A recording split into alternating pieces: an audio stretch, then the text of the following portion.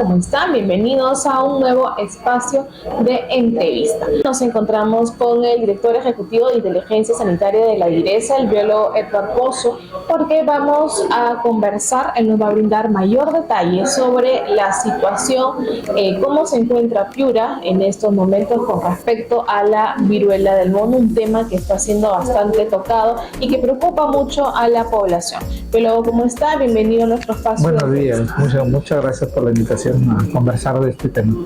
Biólogo, empezamos contándole a la gente la situación, ¿no? La alerta aparece porque se ha registrado, ¿no? En el último reporte que se ha hecho sobre la situación de salud en Piura, un caso. Así es, un probable caso de esta enfermedad, ¿no? El caso fue muestreado y fue enviado a Lima a los análisis respectivos, teniendo después la información del Instituto de Salud de que este caso era un caso confirmado. ¿No? Ya para esto también, paralelamente a esto, se estaba haciendo búsqueda de más casos, a ver cómo estaba la zona, a ver si teníamos casos dentro de los contactos de y se ha podido encontrar, o en ese momento se encontró 3 casos más que podían ser también viruela símica.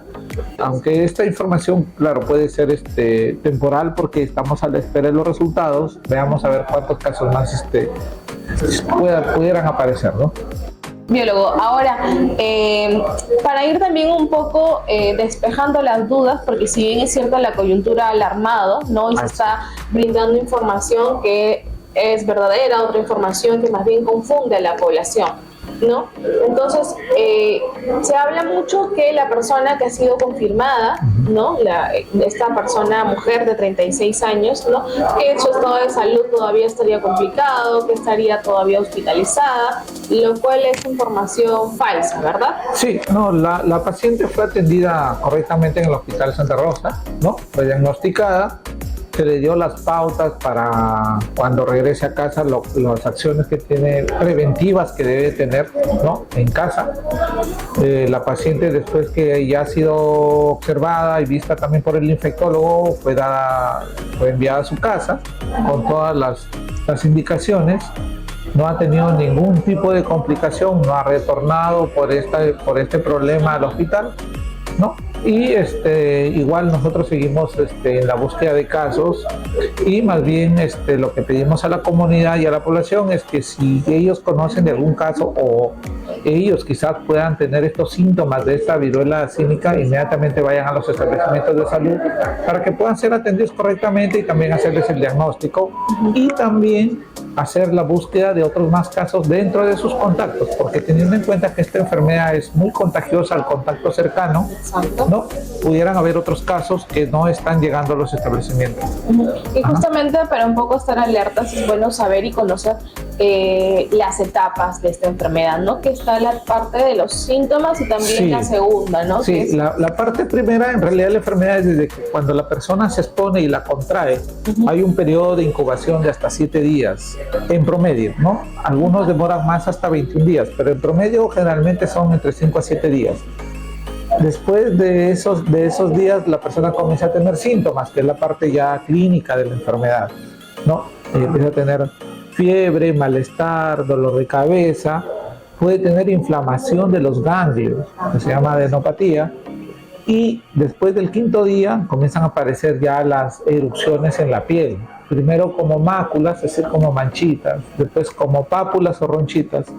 Después estas se transforman en vesículas o ampollitas que tienen un líquido ahí, ¿no? Estas se rompen y se forman costras, que son las pústulas, y posteriormente, más o menos de 2 a 4 semanas, estas cicatrizan sin ningún problema, ¿no? Si es que no tienen, si es que el paciente no tiene alguna complicación, generalmente lo que sucede es que cicatrizan, las costras se caen y pasa la enfermedad.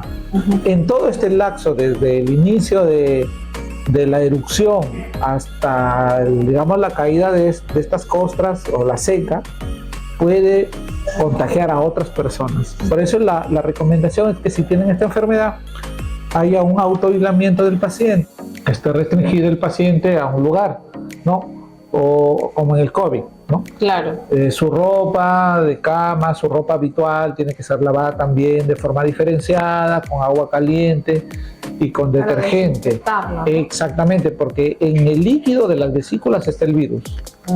También, por ejemplo, no se recomienda sacudir la ropa.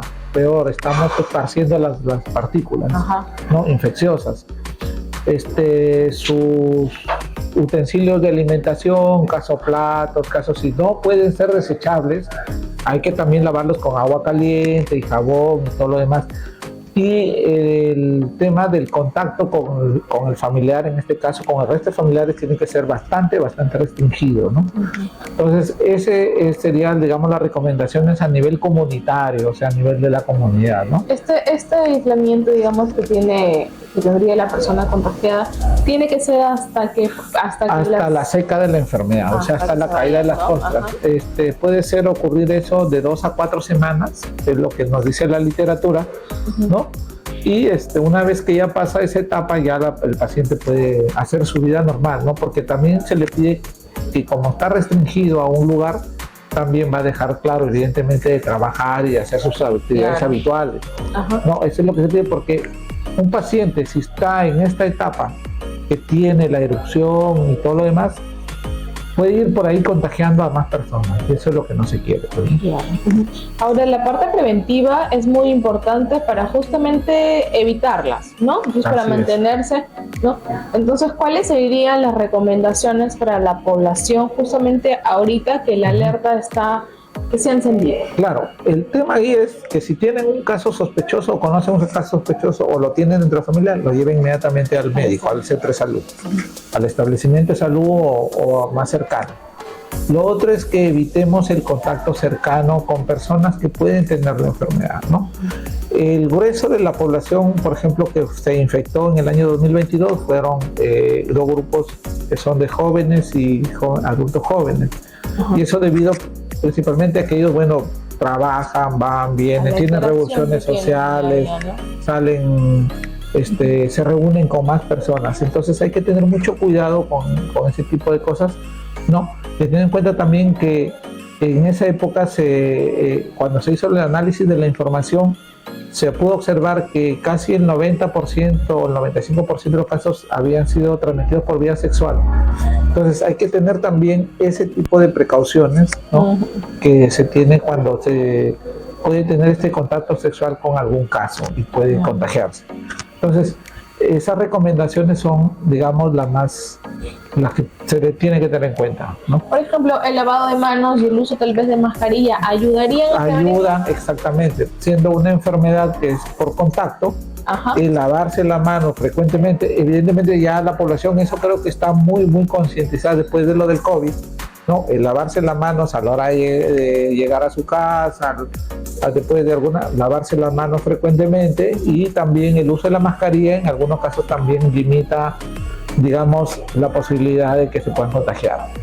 Muy bien, Biólogo, muchas gracias por la información. Nosotros continuaremos informándole a través de nuestras plataformas cómo es que va la situación de no solamente de la viruela del mono, sino también de todo lo que conlleve a la situación de salud en la región de Piura. Síganos en nuestras redes sociales para estar atentos a toda la información con respecto a las actividades que se realizan en la región de Piura. Dirección Regional de Salud Piura.